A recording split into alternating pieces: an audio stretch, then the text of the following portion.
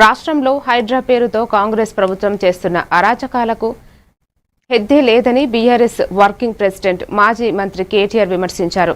పేదల ఇల్లు కూల్చేస్తున్నారని ఆగ్రహం వ్యక్తం చేశారు. నగరంలోని నాగోల్లో సివేజ్ ట్రీట్మెంట్ ప్లాంట్ ఆయన పరిశీలించారు. ఈ సందర్భంగా కేటీఆర్ మాట్లాడారు. 1.50 లక్షల కోట్లతో మూసి సుందరీకరణ పనులు చేస్తామని సీఎం రేవంత్ చెబుతున్నారని, ఆ పనులు 16,000 కోట్లతోనే చేయవచ్చన్నారు. కాంగ్రెస్ ప్రభుత్వాన్ని ప్రజలు గెలిపించింది హామీలు అమలు కోసమేనన్నారు. 2.5 ఏళ్లలో ఒక్క ఇల్లు నిర్మించినట్లు చూపిస్తే రాజకీయాల నుంచి తప్పుకుంటారని కేటీఆర్ వ్యాఖ్యానించారు.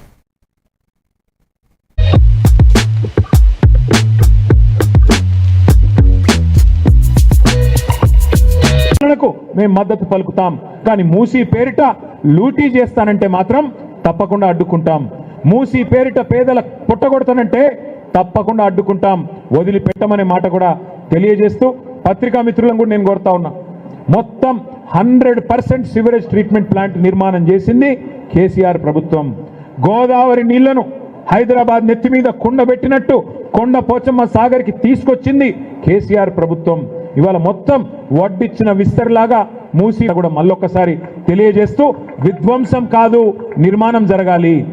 మీరు సుందరీకరణ చేయాలనుకుంటే కూడా ఒక్క ఇల్లు కూలగొట్టకుండా చేయండి, మేము కూడా మద్దతు ఇస్తాం.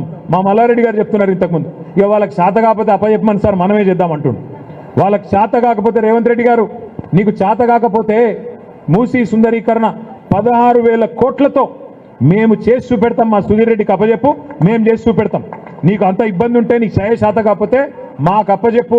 2 ఏళ్లలో ఒక్క ఇల్లు కూలగొట్టకుండా చేసి చూపెట్టే బాధ్యత మాది.